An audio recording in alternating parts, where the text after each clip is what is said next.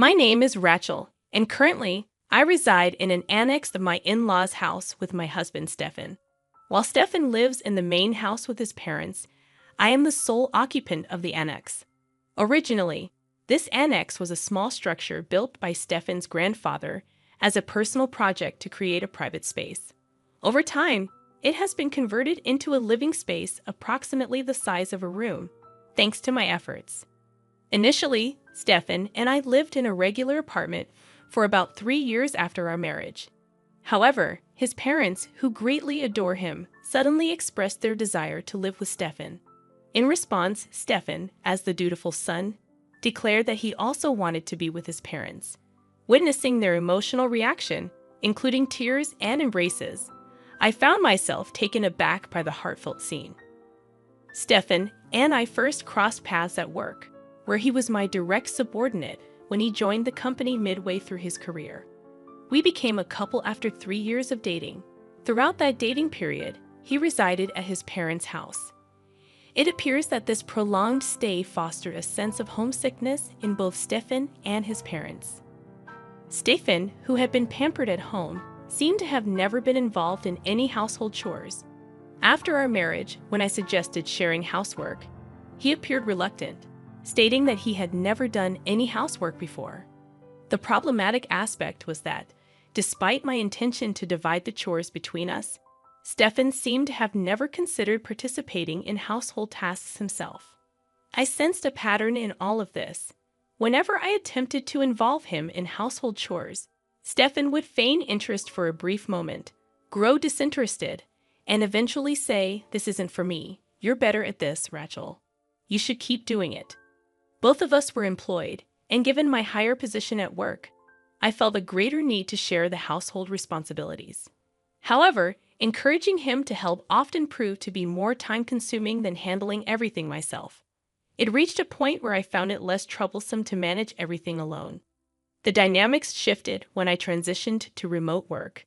Stefan, seemingly surprised to find me at home every day, initially understood the change. He stopped complaining about my altered lifestyle, or so I thought. It became apparent later that he hadn't fully grasped the implications of my decision. Several years into my remote work, Stefan's parents suddenly visited our apartment, expressing a desire to live with him. Witnessing their emotional reunion, I felt a sense of isolation and bewilderment. Eventually, with Stefan's wish to be with his parents, we made the decision to move into their house. Stefan consistently chose locations close to his parents, whether it was for renting an apartment or selecting a job. For me, remote work made the location irrelevant, but his choices required us to uproot ourselves and quit our jobs. Upon settling into his parents' house, Stefan's mother expressed gratitude, saying, "Thank you for taking care of Stefan all this time. From now on, I will take good care of Stefan. Rachel, please take care of everything else." Initially, I interpreted this as a relief from doing housework for Stefan, but soon I realized her intentions were different. My mother-in-law's tasks involved preparing special meals exclusively for Stefan, meticulously laundering only his clothes, ensuring his shoes and belongings stayed immaculate, and purchasing various items specifically for him. As for all other household chores, those for Stefan's parents and myself, including cooking and laundry, were now solely delegated to me despite my ongoing commitment to work. Now, I found myself burdened with the responsibility of not only managing household chores for Stefan's parents and myself, but also maintaining the cleanliness of the larger family house. The prospect left me disheartened. Despite my efforts, this cohabitation seemed to bring happiness only to Stefan and his parents, with no apparent benefits for me. In fact, it felt like my burdens had increased. During one cleaning session, my father-in-law approached me with a request. He looked apologetic as he explained, "Rachel, I have a favor to ask.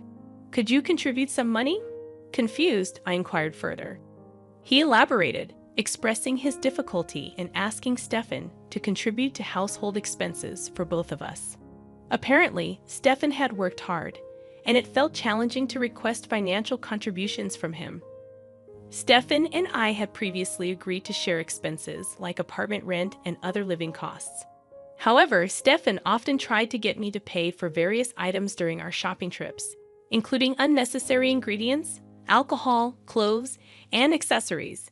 When I resisted, he would act like a child denied a toy, calling me stingy. Despite these financial disagreements, I found comfort in the fact that, apart from these issues, Stefan didn't interfere much with my everyday life. This sense of comfort changed when we started living together, as Stefan's mother began to disrupt my routine. Unlike Stefan, she relentlessly interrupted my work at home, insisting I prioritize household chores. She would barge into my room, pulling on my clothes, making it impossible for me to focus on my work.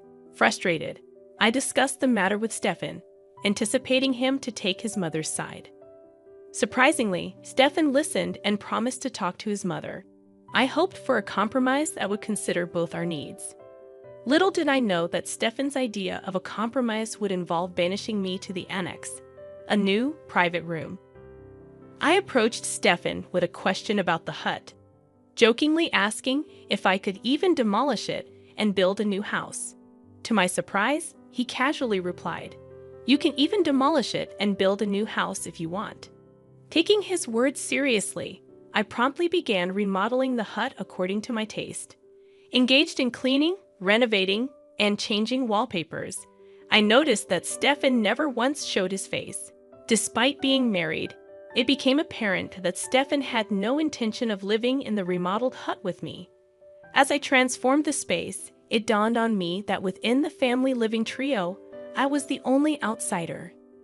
There were instances when I found myself alone at home, either when they went out to a barbecue restaurant or when I had to work overtime and missed out on shared meals. While these spirited plans were usually concocted by Stefan's mother, it seemed clear that she might have been the driving force behind my exclusion, perhaps hoping I would quickly leave her son.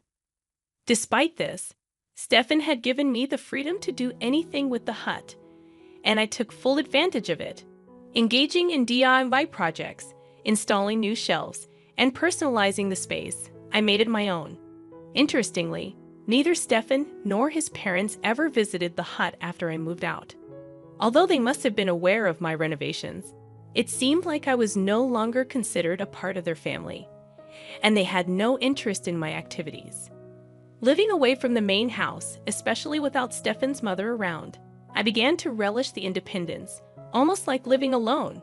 I found solace in the fact that staying in the hut prevented her from interfering with my work. Installing new locks and enhancing security during the renovation, I ensured that no one, not even Stefan or his parents, could enter without my knowledge.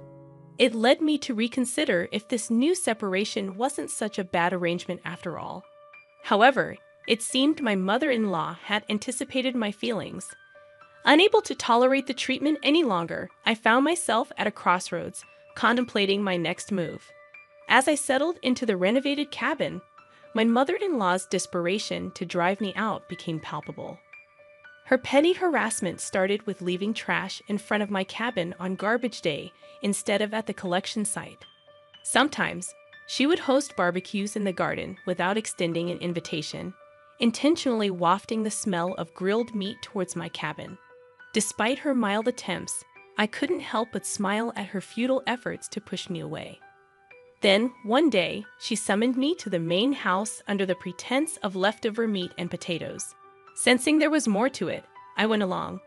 Upon arrival, only she was present, and she placed a single piece of paper on the living room table, a divorce paper.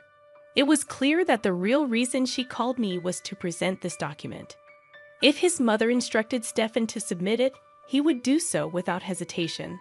All that remained was for me to agree, and Stefan and I could be divorced simply by submitting the paper to the city court.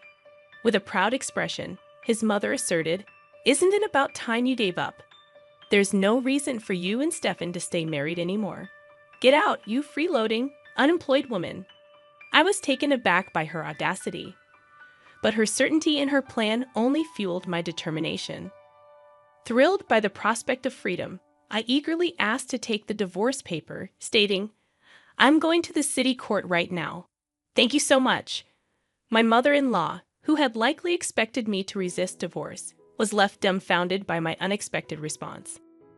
Having submitted the divorce paper at the city court, I wasted no time in packing my belongings. Feeling it was necessary to inform Stefan's mother about the divorce, I headed to the main house and informed her that the process had been successful. Regarding the cabin I renovated, I assured her that I would leave it as is, and she was free to demolish it or use it as she pleased. My positive attitude about leaving surprised even my mother-in-law, who, though seeming happy about my departure, wished me luck as I packed. On the day of my departure, Stefan and his father, seemingly realizing that I was truly leaving, expressed concern, asking, "Are you really going? What will we do without Rachel?" I smiled and thanked them for letting me use the cabin. I explained that since there was no point in being married anymore, and we were now divorced, it was time for me to move on. As I organized my belongings, I completed my move to a luxury apartment, a change I had been arranging for. Not long after settling into my new apartment, my mother-in-law called me awkwardly, saying, "Rachel, I need to ask you something." Cheerfully, I responded, "What's up? How's the cabin I'm using right now?" She then inquired about money, mentioning that Stefan had told her I was giving his father $33,000 a month. Confirming that it was true, I explained that despite her earlier accusation of being an unemployed freeloader, I was indeed working. She seemed surprised, thinking I had quit my job. I clarified that I hadn't quit but left the company to become the president of a new company, setting up a remote work system. Her reaction was one of disbelief, and I sighed, realizing that even Stefan was unaware of my promotion. Considering his attitude since we started living together, it seemed he never truly thought of himself as a husband. When asked about my earnings, including my side job, I nonchalantly mentioned it was roughly around $2 million. I may have exaggerated a bit with the $2 million figure.